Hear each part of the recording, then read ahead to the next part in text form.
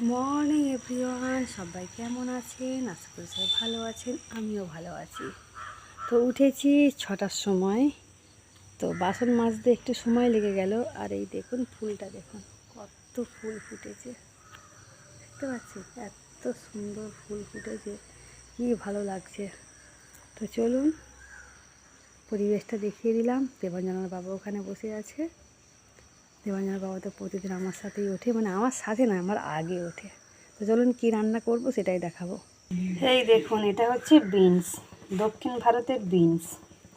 এটা একটু সাদা সাদা হয়, সাদা সাদা কালারের। তো আমি কালকে রাত্রে কেটে রেখেছিলাম।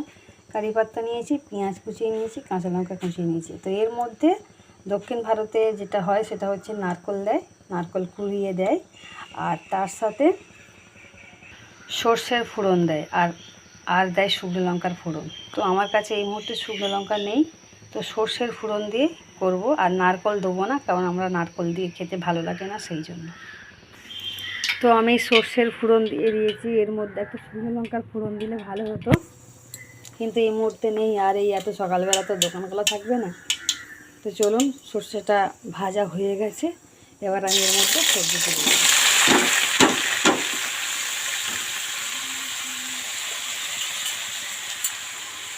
তো এটাকে আমি সুন্দর করে নাড়াচাড়া করে দেবো।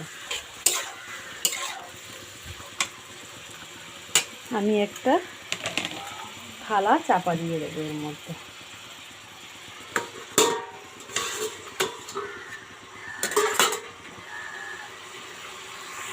তো আমি সুন্দর করে নাড়াচাড়া করে দিয়েছি।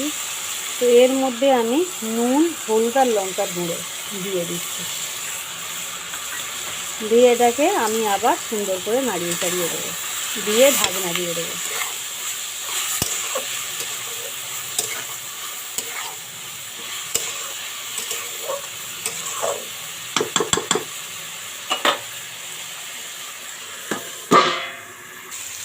অনেকটা ভাজা ভাজা হয়ে এসছে, দেখতেই পাচ্ছেন। মোটামুটি এখনও 5 থেকে 7 মিনিটের মতো ভাজবো, আঁচ কমিয়ে দিয়ে, কারণ এটা ধীরে ধীরে ভাজলে তবেই ভালো হবে।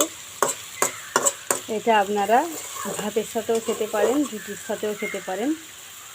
আর যে সকল বন্ধুরা আমাকে এখনও পর্যন্ত বন্ধু করেননি, প্লিজ ঝটপট করে বন্ধু করে নেবেন। পাশে থাকা বেল বাটনটা অবশ্যই প্রেস করে দেবেন, যাতে নতুন নতুন ভিডিও যখনই আমি আপলোড করব তখনই আপনাদের কাছে পৌঁছে যাবে।